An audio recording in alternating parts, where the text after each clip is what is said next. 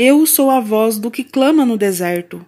Endireitai o caminho do Senhor, como disse o profeta Isaías. João 1:23. Muitas vezes nós queremos que Deus se molde a nós.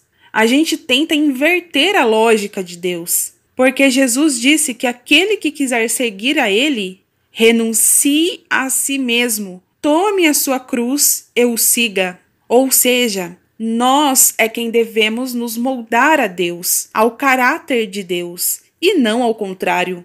E quantas vezes nós não fazemos o contrário, tentando reduzir Deus a quem somos? E a religiosidade acaba fazendo isso com a gente, porque a gente segue rituais, cria uma rotina espiritual na nossa vida e achamos que é só cumprir com os ritos que está tudo ok. Que Deus é comigo, que Deus me ouve e que Deus diz amém para todo absurdo que sai da minha boca e do meu coração. Muitas vezes a gente se vê falando mal de irmãos, pensando mal de irmãos, julgando, achando que Deus só vê o nosso lado, como se Deus não fosse onisciente e só ouvisse o meu lado da história, como se Ele não soubesse o que eu penso, o que eu sinto, quais são as minhas intenções.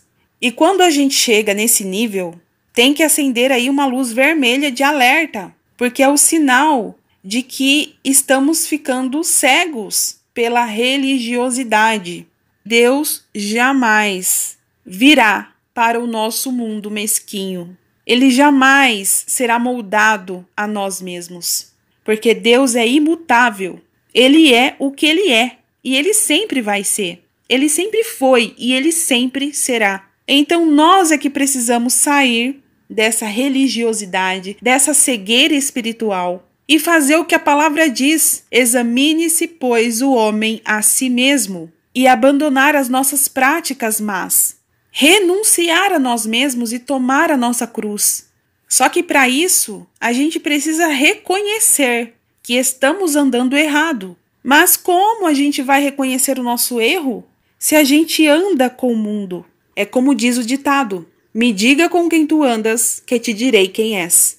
É claro que a gente não vai excluir ninguém, só que a gente precisa entender que há uma grande diferença entre respeitar o próximo e ser omisso com a nossa própria fé.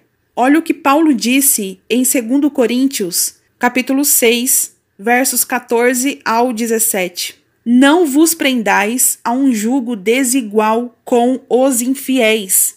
Porque que sociedade tem a justiça com a injustiça? E que comunhão tem a luz com as trevas? E que concórdia há entre Cristo e Belial? Ou que parte tem o fiel com o infiel? E que consenso tem o templo de Deus com os ídolos? Porque vós sois o templo do Deus vivente, como Deus disse: neles habitarei, e entre eles andarei, e eu serei o seu Deus, e eles serão o meu povo. Por isso, saí do meio deles, e apartai-vos, diz o Senhor, e não toqueis nada imundo, e eu vos receberei, e eu serei para vós Pai, e vós sereis para mim filhos e filhas, diz o Senhor Todo-Poderoso. Portanto, o jugo desigual não é só em relação ao casamento, é em relação também ao mundo, às suas amizades. Como eu, que tenho fé em Cristo, vou assistir um programa de TV que incentiva e ensina o que está contrário à palavra de Deus? Como eu, uma cristã, vou seguir a ímpios no Instagram, acompanhar o dia a dia dessa pessoa que bebe, que prega a libertinagem, que tem uma outra crença? Diga com quem tu andas, que te direi quem és. A igreja hoje está perdida, porque colocaram homens em seus corações como ídolos e desejam ser igual a eles. São influenciados por ímpios, logo são contaminados pelo mundo. Segui a paz com todos e a santificação, sem a qual ninguém verá o Senhor. Devemos respeitar todas as pessoas e as suas crenças, mas não sermos omissos com a nossa própria fé. Não andemos no mesmo caminho que anda o ímpio. Não sejamos como o mundo, nem como os hipócritas, nem como os religiosos. As palavras da sua boca eram mais macias do que a manteiga, mas havia guerra no seu coração. As suas palavras eram mais brandas do que o azeite, contudo, eram espadas desembainhadas.